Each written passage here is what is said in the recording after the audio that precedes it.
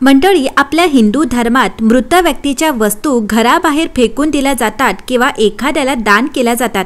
परंतु काही लोक या मृत व्यक्तीच्या वस्तू वापरतात, त्यामुळे त्या व्यक्तीच्या जीवनात अनेक समस्यांना तोंड द्यावे लागू शकते आणि पितृदोषाचा त्रास होऊ शकतो। अशा परिस्थितीत तुम्हाला मृत व्यक्तीच्या कोणत्या वस्तू, व्यक्तीच्या वापरण्यायोग्य नसलेल्या वस्तू चुकूनही वापरू नयेत हे बघूयात।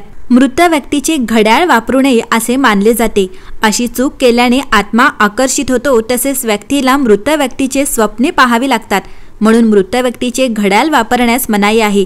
याशिवाय मृत व्यक्तीचे कपडे वापरू नयेत। असे मानले जाते की मृत व्यक्तीचे कपडे परिधान केल्याने त्या व्यक्तीमध्ये त्याची ऊर्जा टिकून राहते, म्हणून मृत व्यक्तीचे कपडे वापरण्यास मनाई आहे। अशा परिस्थितीत मृत व्यक्तीचे कपडे एखाद्या गरीबाला दान करा। तर तुम्ही मृत व्यक्तीचे जोडे घातले तर तुमच्या आयुष्यात पितृदोषाची समस्या उद्भवू शकतात। याशिवाय मृत व्यक्तीचे दागिने कधीही वापरू नये। अशी चूक केल्याने पितृदोष निर्माण होतो। मृत व्यक्तीची वस्तू थेट वापरण्यापेक्षा, आहे त्या परिस्थितीत वापरण्यापेक्षा ती बदलून किंवा नवीन करून ती वापरावीत।